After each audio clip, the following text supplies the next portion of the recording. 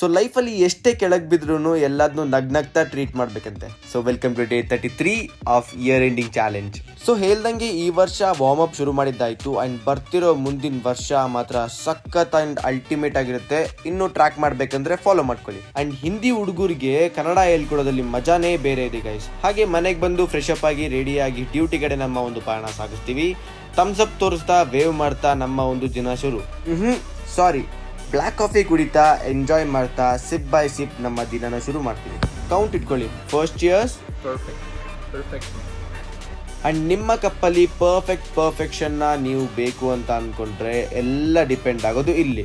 That is roasting part. And ಇಂಥ ಒಂದು colourful ಡ್ರಿಂಕ್ನ ನೀವು ಟ್ರೈ ಮಾಡಬೇಕಂದ್ರೆ ಬಿಗ್ ಕಪ್ ಕಡೆ ಬನ್ನಿ. ಅಂಡ್ ಊಟ ಮುಗಿಸಿ ಬಂದು ನಮ್ಮ ಬಿಲ್ಲು ಅವ್ರಿಗೆ ಒಂದು ಹಾಯ್ ಹೇಳ್ತೀವಿ. ಬಿಲ್ಲು ಅವ್ರಿಗೆ ಮಾತ್ರ ಅಲ್ಲ ಹಾಯ್, ಮೀಟ್ ಆ ಸ್ಪೆಷಲ್ ಗೆಸ್ಟ್. ನನ್ನ ಒಂದು ಫೇವ್ರೆಟ್ ಪೀಪಲ್ ಇವರು, ದೇವಯ್ಯ ಅಂಡ್ ಆಶಿಕ್. ಅಂಡ್ ಮತ್ತೆ ವಾಪಸ್ ಬಂದು ಕಾಫಿ ಬ್ರೂ ಮಾಡೋಕ್ಕೆ ಶುರು. Back to work. This is pour over as usual. I love doing this guys.